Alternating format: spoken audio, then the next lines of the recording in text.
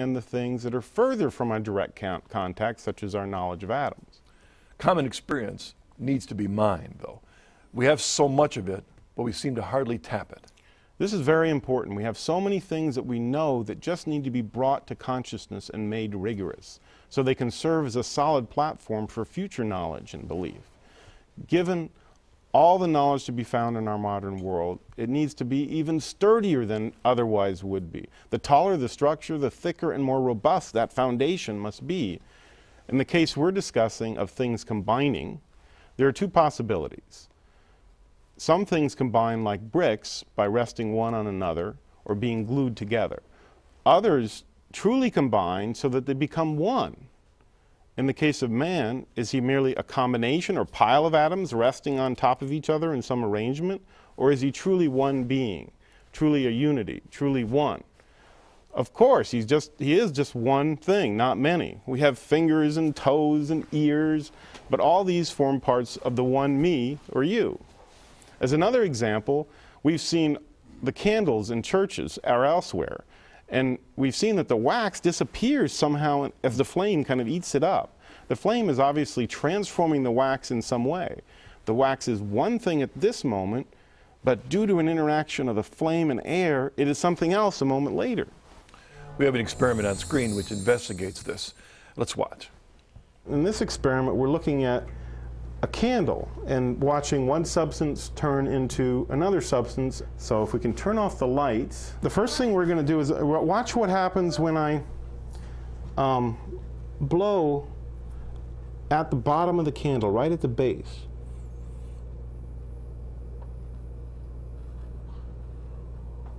Got it? See how that thing shrunk? Why did it shrink? It shrunk because you blew out carbon dioxide and carbon dioxide. Right, it's taking air. What's happening is air is coming in that has oxygen. It's going into the flame. And when I blow out carbon dioxide and push the oxygen away so the flame doesn't have as much fuel to burn.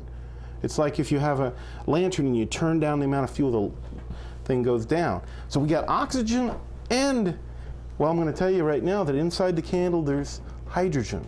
We're taking hydrogen out of here, oxygen from the air, we're making water. And we'll see that in a second. I'm just going to do this fast, and we'll see that I have a black stripe across my hand. So what happened here is there's carbon.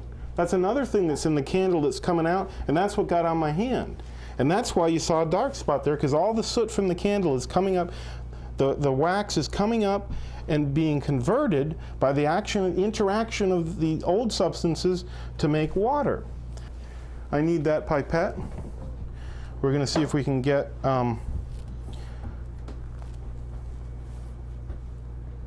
water to condensate out of here, right from where it's being made. See, what's happening here is that the water is being released and it's going up into the tube, and since the tube is cool, it's going to be able to condense inside the tube. See how it's fogging up? That's water condensate. So the candle is taking the old substance of wax and oxygen and making a brand new substance of water. In the case of our candle, we see that water is formed from air and wax. Parts of each, air and wax, are changed to be parts of a new whole, which is water. In each case, the thing they're a part of is not simply the sum of the parts, not like a pile of bricks. These parts are subsumed into a new whole, becoming part of the whole. Wax and air are each radically different from water, though they are made out of the same parts.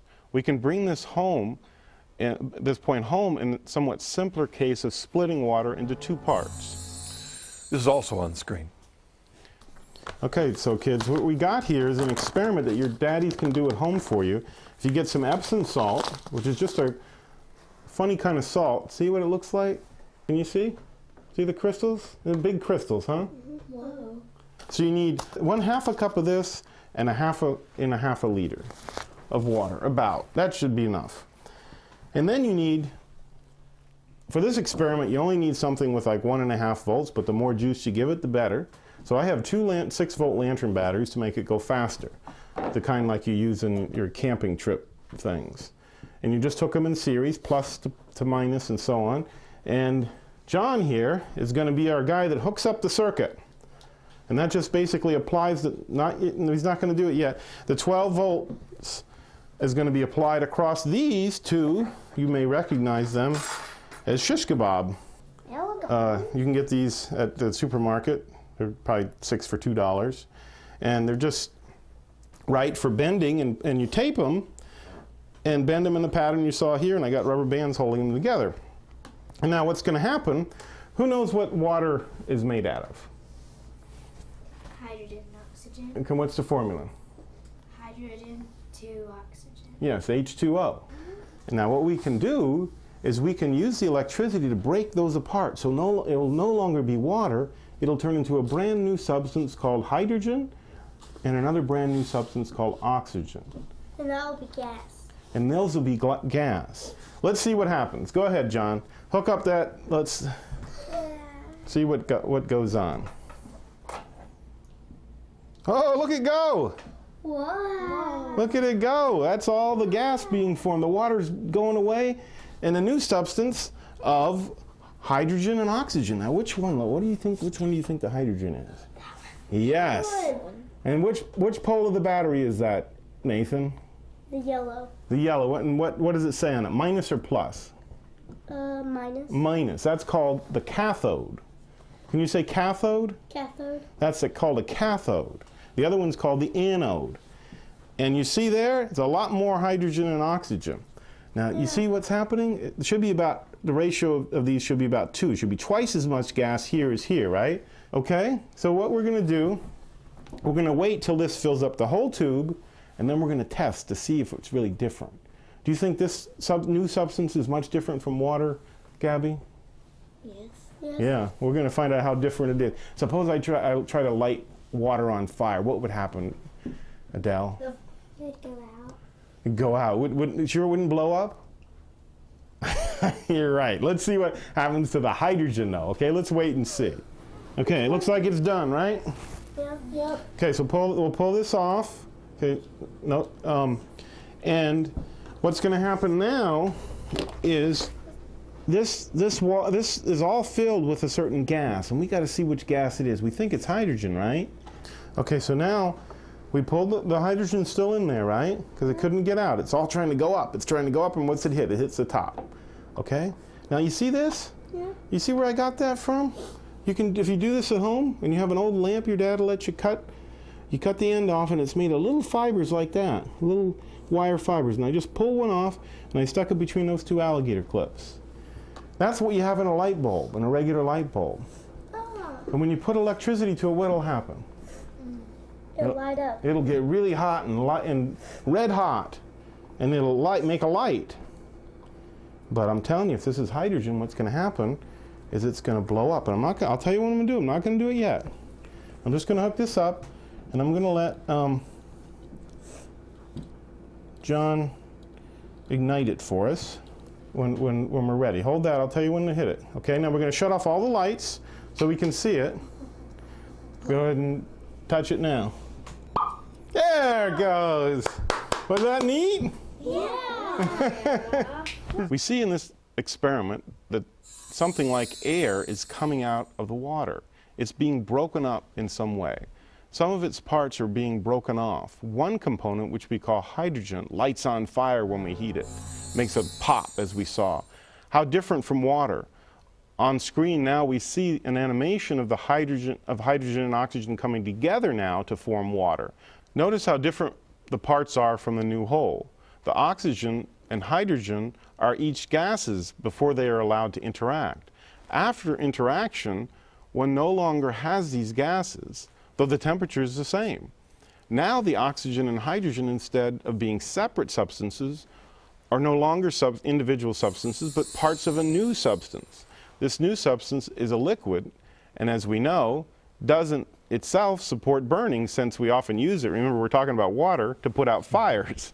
All those properties reveal, all such properties reveal that we have a new substance. In other words, unlike bricks, atoms interact. Atoms have the power to act one on the other, and powers to be acted upon by one another. Bricks just sit on top of each other or next to each other. This change of substance of wax into water and CO2 reminds me of another type of change involving substance, transubstantiation. Very good. Thanks for bringing this up. It's an opportunity to remind us again that knowledge comes before belief. What do we need to know even to understand what is being proposed in transubstantiation? That's a question we should ask. We must know three things: change, substance, and accidents, which also are called properties. Let's look at these in order. What is change? The wax ceased to be, and water and carbon dioxide came to be. We'll talk more about change in the next episode. Well, then what then is substance and what are properties? Well, substance is simply anything that has its own existence. Substances are different than properties, which are things that don't have their own existence, but exist in something else. An example is helpful in these kind of things. Red is not a substance. An apple is. If I say, there is a red, I'm begging someone to ask, a red what? So it's kind of like back when we were in grammar school learning the parts of speech. For example, let's take the sentence, the glass is hard. The glass is the noun, and hard is an adjective describing the noun. Yes, kind of. The glass is the substance, and hardness is the property. So a change of substance means the substance of the wax is lost, and a new substance of water comes to be. In the experiment, the Advent candle. The Advent candle wax has the properties of being soft and purple, whereas the water has the properties of wetness and relative clearness. Yeah. So in the case of transubstantiation, we start with the substance of bread. And bread has certain properties, such as it's white and edible and has a certain texture. And the particular type of bread that's used at Mass is hard because it's unleavened. No yeast is used to raise it. And so it's not like what we use on our sandwich, but it's still bread. When the priest consecrates the host, we believe transubstantiation occurs. The bread ceases to be bread and becomes the body of our Lord. And that much is like other kinds of substantial change. For example, the wax and the oxygen becoming water. However, a major difference is that in the case of transubstantiation, the properties do not change, whereas properties do change in the natural case of, for example, a candle burning. Of course, a man could not come about by simple chemical changes, let alone by the mere saying of words. This must be a miracle and one of the highest order.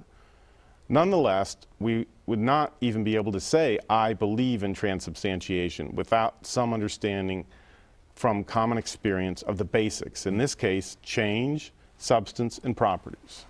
We see, therefore, that our knowledge of the high things depends on the knowledge of low things. We must start with our basic, simple knowledge and build our foundation strong and deep. We need to mine our improper knowledge along with all of our unsifted common experience to extract the gold of solid truth that it contains. Without it, we in our culture will decay like a tree with bad roots. With it, we can begin to grow like a tree with firm, deep roots. Hello, I'm Dr. Joe Martin, Chief Scientist at N-Science and previously Managing Scientist at Lockheed Martin. I've worked in many NASA space science missions, including Galileo probe to Jupiter, Chandra X-ray Astronomy Telescope, the Space Shuttle Tethered Satellite, and the Pathfinder lander on Mars.